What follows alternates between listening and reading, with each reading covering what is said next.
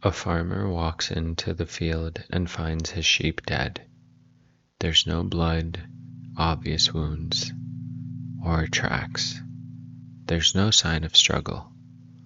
Just bodies scattered across the land like someone turned off the switch inside them. Now add fascist Italy, Mussolini, a wife on the road to Ostia, a strange aerial display, and an official world that does what official worlds usually do when something impossible happens. It becomes quiet, embarrassed, and usually obsessed with paperwork. John Keel loves these kinds of cases because they refuse to behave. They're physical but not normal. They leave effects without explanation. And they sound like folklore, but the grass is burned. Sometimes they even feel like religion, but witnesses describe heat, light, paralysis, nausea, radiation, strange smells, and animals dropping dead. This is where the eighth tower becomes more than just a spooky, crazy person theory. Keel is trying to connect paranormal events to the electromagnetic body, our human body as some kind of receiver or instrument. This body as the place where the hidden broadcast hits physical matter. Welcome back to Idiot Mystic. This is part 2 of the eighth tower. It's divided up into 5 sections. First, I wanted to talk about Italian sheep deaths and the problem of physical traces. Then the second section is the Florida scoutmaster case and weird burns associated with UFO encounters. Then third is Fatima, or Fatima, as some people say, and the overlap between miracle and aerial phenomenon. The fourth section, I wanted to talk about Keel's idea that electromagnetic forces could explain some healings and injuries. And the fifth and last one, because I have to stop somewhere, is why the eighth tower creates a pretty big problem for both believers and skeptics. So yeah, in the last episode we opened the door into Keel's central idea, the superspectrum. The simple version is that human beings perceive only a small slice of reality, and some paranormal events may be moments when something outside our usual range breaks through. Today we're dealing with a very annoying fact for anyone who wants the paranormal to be purely psychological. Sometimes there are physical effects: burned skin, scorched roots, sick or dead animals, stalled engines, ruined batteries, wounds, missing time. People who come back from an encounter changed in ways that are hard to reduce to just they made it up. Keel isn't satisfied with the lazy answer either. He doesn't want to say it was all imagination. He also isn't saying everything is a metal spaceship from Sirius. He seems to be looking for a third category, something that can produce real effects without being a normal object, something that can interact with our body through fields, frequencies, radiation, or just forces we don't understand yet. Keel opens one of his early arguments with a strange report from Italy in 1936. Farmers outside Rome find dead sheep. The bodies aren't torn apart and there's no obvious predator in the area. No normal explanation jumps out to them. Then the story shifts into something weirder. Mussolini's wife, yes, the Mussolini, reportedly experiences an unusual aerial phenomenon while traveling near Ostia. Whether every detail of this case is reliable is a separate question, and with Keel that caveat is important to remember. He often works with stories that come through rumor, old reports, and Fortean chains of retelling. But the function of the case is very important. You can probably already tell, but he's building a pattern. Animals seem to die or panic around anomalies. Witnesses report strange lights or aerial objects. There are biological effects, and the official response is always evasive or confused. For Keel, that points toward a force that doesn't need to land, open a door, step out, and shake your hand like the aliens we know from TV. It can operate through our environment. It can affect nerves, muscles, fear responses, and perception. That's one of the most unsettling parts of the book for me. The phenomenon isn't always seen as a being. Sometimes it's just an effect, maybe a pressure or smell or sudden illness, maybe a dead animal or a patch of ground that looks wrong. This is why Keel is constantly moving between UFO reports and older monster folklore. Ancient stories of dragons and demons often include sulfur smells, animals panicking, missing livestock, sickness, and fear that seems bigger than the visible cause. Modern UFO reports often include rotten smells, burns, dead batteries, sick animals, and a feeling of dread that arrives before the witness understands what they're actually seeing. Keel ends up saying, maybe these aren't just decorations around a story. Maybe the decorations are the story. The body is noticing the phenomenon before the mind ends up being able to explain it.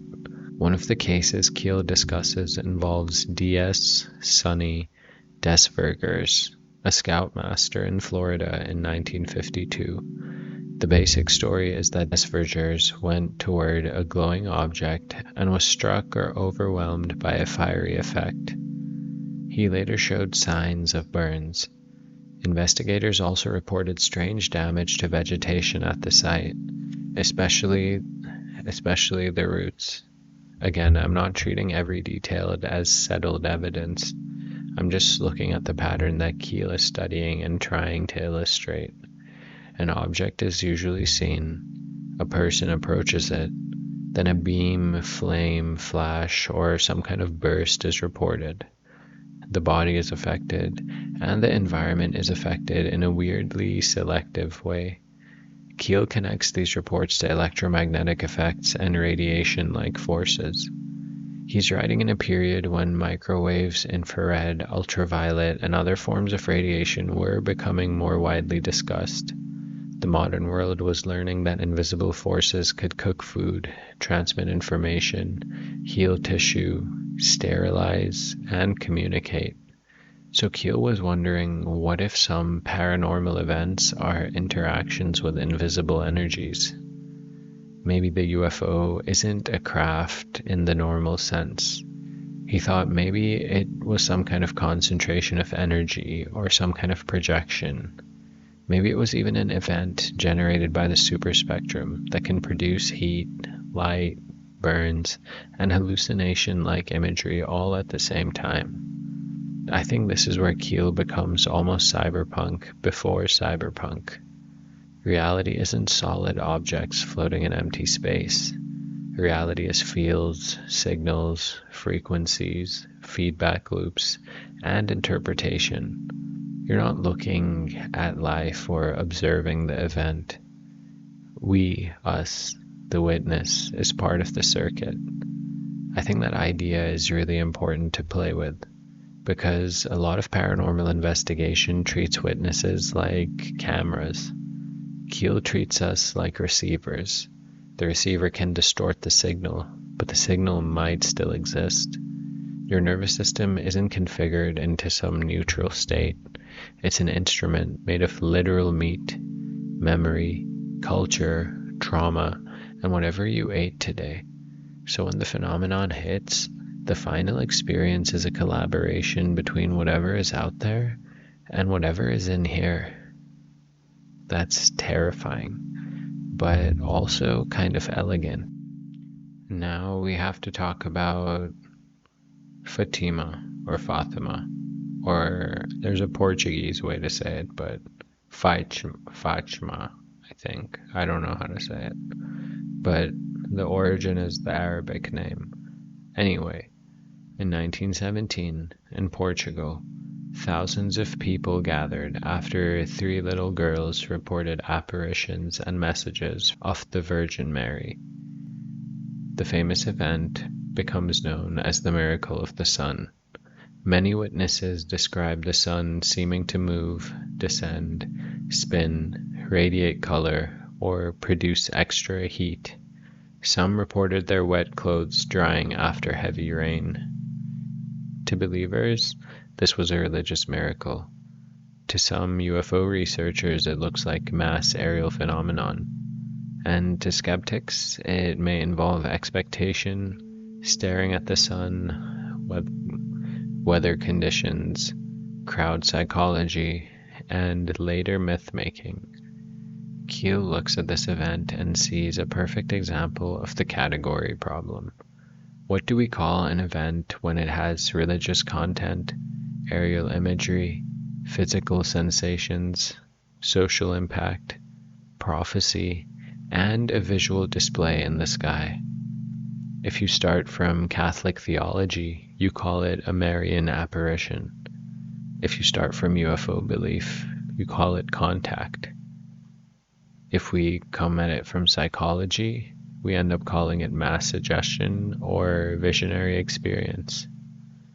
And if you start from Keel, you have to ask whether the phenomenon deliberately chooses the form that will have maximum effect on the culture. Portugal in 1917 wasn't going to interpret the event as a malfunctioning interdimensional probe, right? The symbolic channel available to the people was religious, so the event arrived in religious clothing. That doesn't prove Keel's theory, but I think it shows why he thinks the extraterrestrial frame is much too narrow for the subject. A flying saucer is just one costume. And at Fatima, the costume was a miracle. In another century, the costume might be a fairy procession.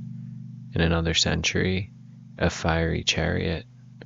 In ours, maybe orbs, drones, tic-tacs, plasma, a simulation glitch, or even classified aerospace platform. I think we should look at what these events actually do. Fatima reorganized belief. It created pilgrimage, skepticism, fear, and institutional attention. That's a huge effect. For Keel, the phenomenon is often less interested in delivering information than it is in generating belief. And that's kind of a brutal idea, because we like to think belief follows truth. A thing happens, then we evaluate it, and then we believe. Keel is suggesting something a lot more manipulative. A thing happens in a way that bypasses evaluation. It hits the body, the myth, and the longing, and then the belief simply grows around it, like coral around a shipwreck. Now in this book, Keel spends time on the strange overlap between anomalous encounters and bodily effects. Sometimes people are harmed, other times they're healed. Some people report pain disappearing, and others end up paralyzed or without their memory or just emotionally collapsed. This looks contradictory until you remember that many physical forces can heal or harm depending on the dose, context, and frequency. Let's use the example of light. Light can help regulate mood, and it can also blind you. Then there's heat, which can soothe tissue, but it can also burn skin. With electricity, you can restart a heart, but an electric shock can kill you. Radiation can treat cancer, and radiation can cause cancer. Sound is a great example. Sound can calm your nervous system, and sound can make you sick. So Keel wonders whether the same hidden forces behind some encounters may produce different results in different bodies. This is where I want to bring in a bit more of a grounded psychological and spiritual reading to this.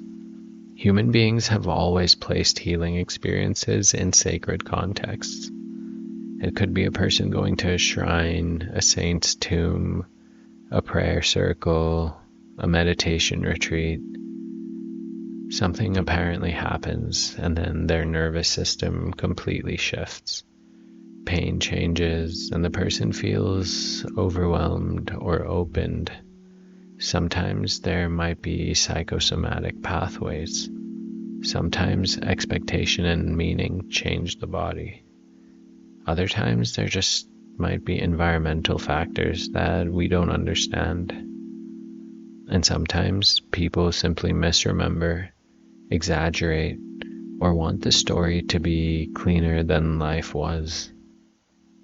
Keel's mistake, when he makes one, is that he sometimes wants the hidden system to explain too much. But I think his gift is that he refuses to insult the witness by pretending that their intense experience is nothing. He's interested in the fact that the body becomes a kind of battlefield, and the weird event isn't just something you see, it's something that's felt in your body. It changes your pulse, your breath, your memory, and in some cases, your identity. And that's true whether the source is supernatural, ultra-terrestrial, psychological, or some combination that would make every academic listening to this turn the podcast off. I think the reason these physical cases are so annoying is that they create a problem for skeptics, because the witness is not always just saying that they saw a weird light.